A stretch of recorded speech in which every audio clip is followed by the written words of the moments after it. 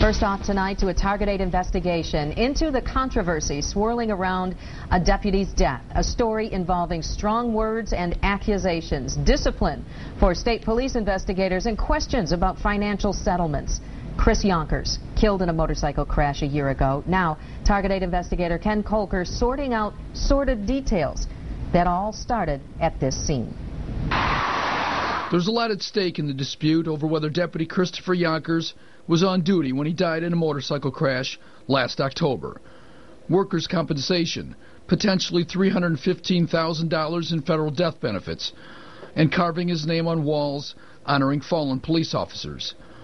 And tonight, new details in the dispute and a sheriff department defending itself. So there's been no monies filed for, there's been no fraud or cover-up or anything else. A source familiar with the investigation tells 24-Hour News 8 that Yonkers was with a woman moments before he died.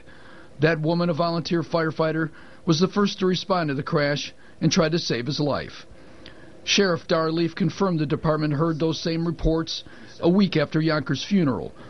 But the department, he says, didn't interview her while trying to determine if Yonkers, an undercover officer and a married father of 5, was on duty. I don't remember exactly what I heard shortly after the funeral, but we started getting little rumors were going around, and we started kind of looking in and questioning some things. This adds to the debate over whether Yonkers was working the night he died.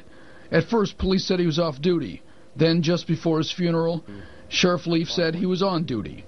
He based that in part on the words of an informant, the statement of the deputy's daughter, and reports by 2 state police troopers suggesting Yonkers was working. Those officers were recently disciplined, and state police supervisors last month reported Yonkers was not on duty after all. Now, the sheriff says his department had determined on its own that there's nothing to indicate Yonkers was working. A magistrate is expected to settle the dispute after workers' compensation hearing in November. We cannot show that Deputy Yonkers was on duty. We cannot show that. But at the same time, you got to understand, that's not state police's call, that's mine. His undersheriff, Bob Baker, put it more bluntly. We have said that he was not on duty. The department, they say, opposes the family's push for workers' comp benefits and has given its findings to agencies involved in on-duty death benefits.